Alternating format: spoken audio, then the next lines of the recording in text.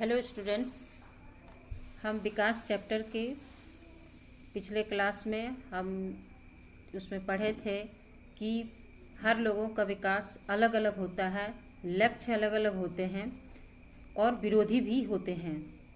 तो स्टूडेंट्स, जब लोगों के लक्ष्य अलग होते हैं, विकास अलग होते हैं, तो हर देश की विकास भी अलग होंगे और देश का विकास किस आधार पर माना जाएगा, क्योंकि हम लोग ये भी पिछले क्लास में देखे हैं कि इस विकास का अर्थ सिर्फ ये नहीं है कि आय का बढ़ना है, उसके साथ बहुत सारी चीज़ें हैं। सामाजिक विकास जैसे कि साक्षरता दर, लोगों का मान सम्मान, सारी चीज़ें वहाँ पे विकसित होनी चाहिए, तभी लोगों का विकास होता है। तो हमको विकास में इस सारी चीज़ों को देखना है, और यदि लोगों का विकास एक दूसरे के विरोधी हो सकते हैं और अलग अलग हो सकता है, लक्ष्य भी अलग अलग हो सकता है, तो राज्य और विभिन्न देशों का भी विकास अलग होगा, अलग होगा। और उसकी तुलना अब हम किस आधार पर करेंगे, इसको हम लोग देखने जा रहे हैं। आप पूछ सकते हैं कि अगर विकास का अर्थ अलग अलग हो सकता है, तो फिर कुछ देशों को विकसित और कुछ देशों को अविकसित कैसे कहा जा सकता है। इससे पहले कि हम इस विषय पर आएं, कि एक अन्य प्रश्न के बारे में सोचते हैं। जब हम भिन्न भिन्न चीज़ों की तुलना करते हैं, तो उसमें समानताएं और अंतर दोनों हो सकते हैं। हम इनकी तुलना करने के लिए किन पहलुओं का प्रयोग करते हैं?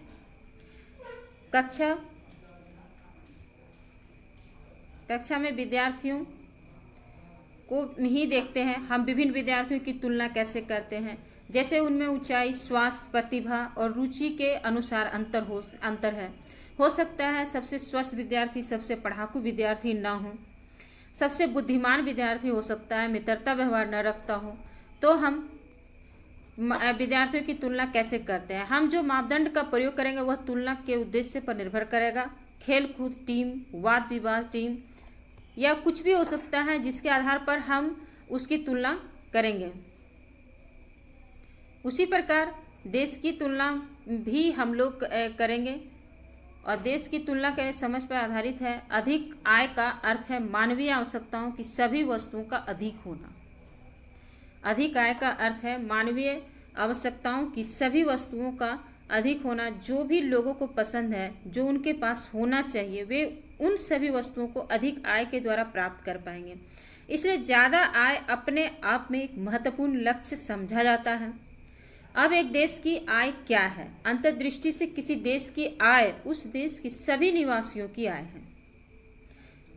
इसका मतलब है कि देश की टोटल आय का मतलब है कि उसमें जितनी जनसंख्या है और जितनी उसमें कार्यशील जनसंख्या है जो कि काम कर रहे हैं, उनकी सभी के आय को जब हम जोड़ देंगे तो हमको उस देश की टोटल आय प्राप्त होगी। अंतर्दृष्टि लोग लेकिन देशों के बीच तुलना करने के लिए कुल आय इतना उपयुक्त माप नहीं है। जैसे कि पहले ही हम लोग चर्चा कर चुके हैं कि किसी भी पर्सनल व्यक्ति या देश का विकास सिर्फ आय पर डिपेंड नहीं है, बल्कि उन और भी चीज़ें हैं जो कि बहुत ही महत्वपूर्ण होती हैं। लेकिन देशों के बीच तुलना करने के लिए कुल आय इतना उपयुक्त माप नहीं है, क्योंकि देशों की जनसंख्या अलग अलग होती है। अब जैसे कहीं भी जनसंख्या ज़्यादा हो और दोनों देशों की आय एक हो, लेकिन एक देश की जनसंख्या अधिक है और एक देश की जनसंख्या कम है, तो हम लोग अगर टोटल देश की आय देखते हैं सिर्फ, तो हमको सही अंतर नहीं पता चलेगा, क्योंकि देशों की जनसंख्या अलग अलग होती है। कुल आय की तुलना करने से हम ज्ञात नहीं होगा, क्योंकि आय की तुलना करने में हमें यह ज्ञात नहीं हो कि औसत व्यक्ति क्या कमा सकता है, क्या एक देश के लोग दूसरे देश के लोगों से बेहतर है। इसलिए हम औसत आय की तुलना करते हैं। औसत आय की तुलना किसे कहते हैं, हम उसे अब देखेंगे।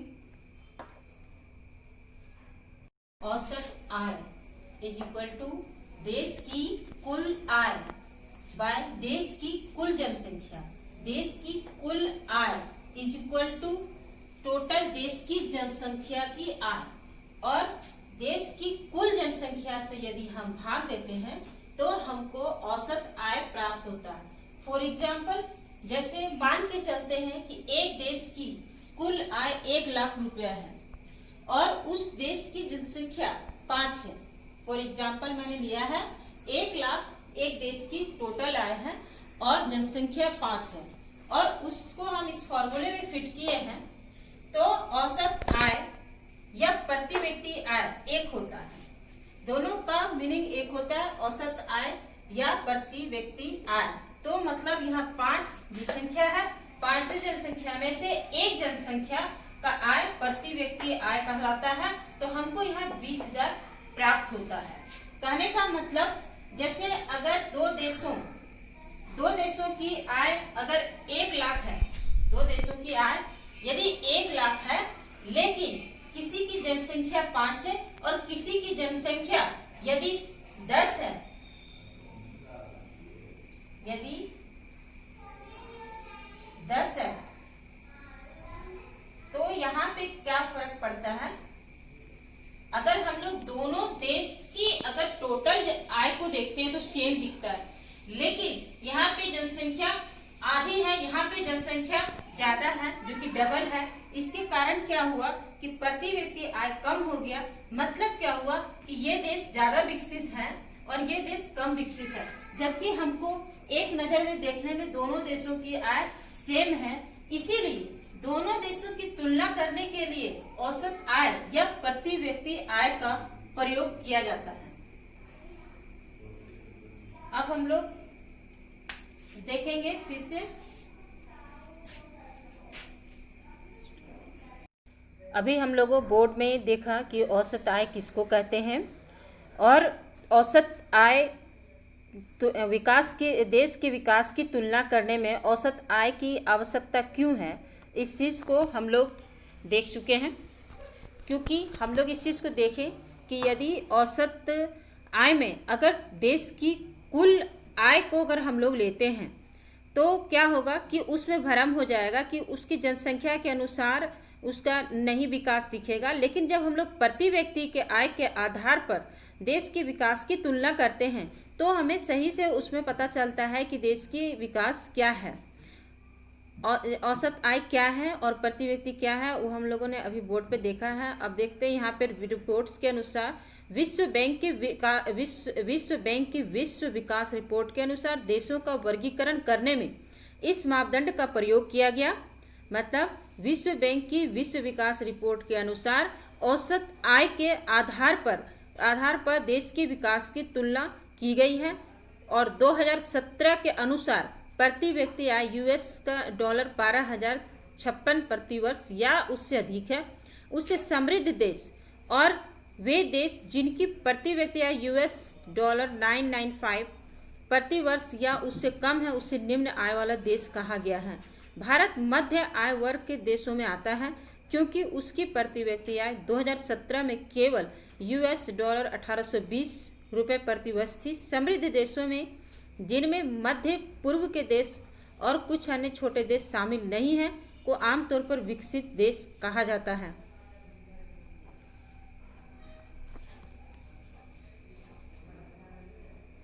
औसत आय। यद्यपि औसत आय तुलना के लिए उपयोगी है, फिर भी यह असमानताएं छुपा देता है। उदाहरण के लिए दो देश का विचार करते हैं। सरलता के लिए हम मानते हैं कि प्रत्येक देश में 5 निवासी हैं। तालिका 1-2 में दिए गए आंकड़ों के अनुसार दोनों देशों के औसत आय निकालिए। जिस तरह से अभी हम लोग फॉर्मूला लिखे थे और उसमें फिट किए थे, उसी के अनुसार अगर हम लोग देखेंगे तो पता चलेगा कि औसत आय और प्रति व्यक्ति आय के आधार पर देशों की तुलना तो की जाती है, लेकिन औसत या प्रति व्यक्ति आय में जो भ्रम पैदा होता है उस चीज़ को हम लोग अभी देखेंगे। अब हम लोग बोर्ड में इसको समझते हैं। जैसे देश का आय है 9,500 एक पर्सन का, एक व्यक्ति का है 10,500, एक व्यक्ति का है 9,800 और 10,000 है, एक व्यक्ति का 10,200 है। तो यहाँ पे हम लोग देखते हैं कि हर आदमी का जो आय है वो लगभग समान है और दूसरे देश की जो स्थिति है वो बहुत ही से यहाँ पे गरीब लोग हैं जिनको 500 होता है। एक ऐसा आदमी जो 48,000 अकेला कमाता है। यहाँ पे जिसे हम लोग पहले ही देख चुके हैं कि अब विकास वो नहीं होता है कि आय का अधिक होना, आय तो यहाँ पे बराबर है, लेकिन यहाँ पे क्या है कि विकास नहीं है, क्योंकि हर देश से हर लोगों की आय अलग है और बहुत से लोगों का आय बहुत ही निम्न है और एक आदमी की अच्छी है, मतलब ये विकास सही नहीं है। और इसे यहाँ पे क्या है कि जब हम लोग टोटल देश की टोटल आय जब देखते हैं तो हमको बराबर नजर आता है, दोनों की टोटल आय 50-50 हजार होगी, लेकिन जब हम औसत निकालते हैं तो यही 10,000 दिखता है दोनों का। और हम दो देशों की तुलना प्रति व्यक्ति आय से कर रहे हैं। अब यदि प्रति व्यक्ति आय हम यहाँ निकालते, दोनों का सेम निकलता है, तो हमको दिखेगा कि नहीं दोनों बराबर हैं। और यही दोष है प्रति व्यक्ति या आय या औसत आय का, कि ये इस चीज को छुपा देता है, असमानताओं को छुपा देता है। इसके आधार पर हम लोग दो देशों का तुलना तो करते हैं, लेकिन ये दो देशों की जो विषमताओं को वो छुपा देता है। और अगर मान के चलिए कि अगर आपको किस देश में रहना पसंद करेंगे, जैसे देश का में जैसे अब हमको आप देखिए कि आपको कहाँ रहना पसंद है।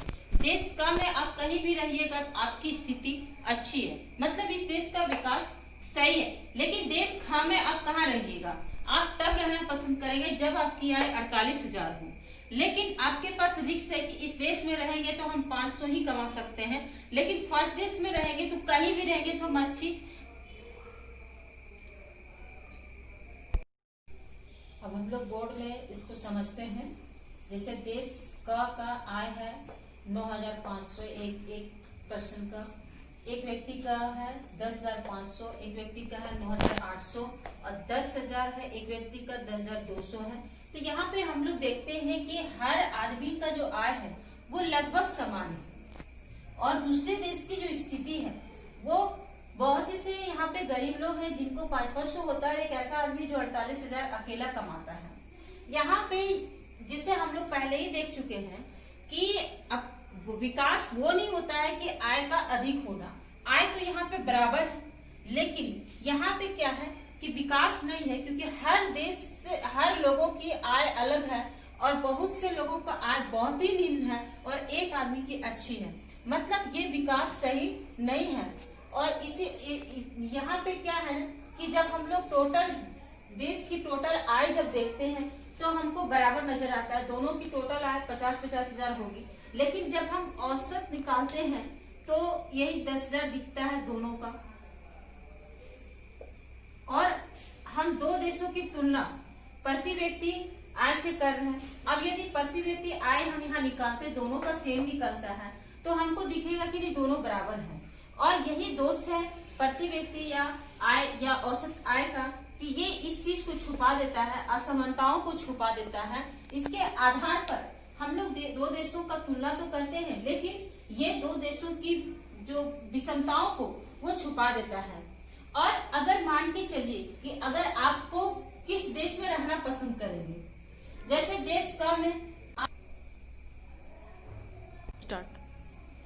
जैसे अब हमको आप देखिए कि आपको कहाँ रहना पसंद है। देश का में आप कहीं भी रहिएगा तो आपकी स्थिति अच्छी है, मतलब इस देश का विकास सही है। लेकिन देश खा में आप कहाँ रहिएगा, आप तब रहना पसंद करेंगे जब आपकी आय 48,000 हो। लेकिन आपके पास रिस्क है कि इस देश में रहेंगे तो हम 500 ही कमा सकते हैं, लेकिन फर्स्ट देश में रहेंगे तो कहीं भी रहेंगे तो हम अच्छी। जैसे हम लोग देख लें कि इसकी स्थिति अच्छी है, कहीं भी आप यहाँ पे रहिएगा आपकी स्थिति अच्छी रहेगी, लेकिन आप दूसरे देश में नहीं रह पाएंगे। और अगर आप यहाँ रहते हैं तो आपकी स्थिति अच्छी भी हो सकती है या खराब भी हो सकती है, इसलिए आप फर्स्ट देश में रहना पसंद करेंगे। कहने का मतलब देश का विकास कहाँ पे है, यहाँ पे है, जहाँ पे हर आदमी विकसित है और उसकी प्रति व्यक्ति आय अधिक है। अब देखते हैं कि दो देशों की तुलना करते हैं तो औसत आय में क्या छुप जाता है। यहाँ पे आय की विषमताएं छुप जाती है, मतलब हमको ये है कि औसत आय या प्रति व्यक्ति आय के आधार पर हम दोनों देशों को कंपैरिजन कर रहे हैं, लेकिन औसत आय या प्रति व्यक्ति आय की ये सबसे बड़ी विषमता है कि यहाँ पे ये विषमताएं ये कोई 500 कमा रहा है, कोई 48,000 कमा रहा है, लेकिन यहाँ देखने को क्या लग रहा है कि देखने को बराबर इनकम है, दोनों सबकी का इनकम 10,000 रुपया है। अब हम लोग आगे इस चीज का अगले पार्ट में हम लोग इस चीज को और आगे समझेंगे और डिस्कस करेंगे। Thank you.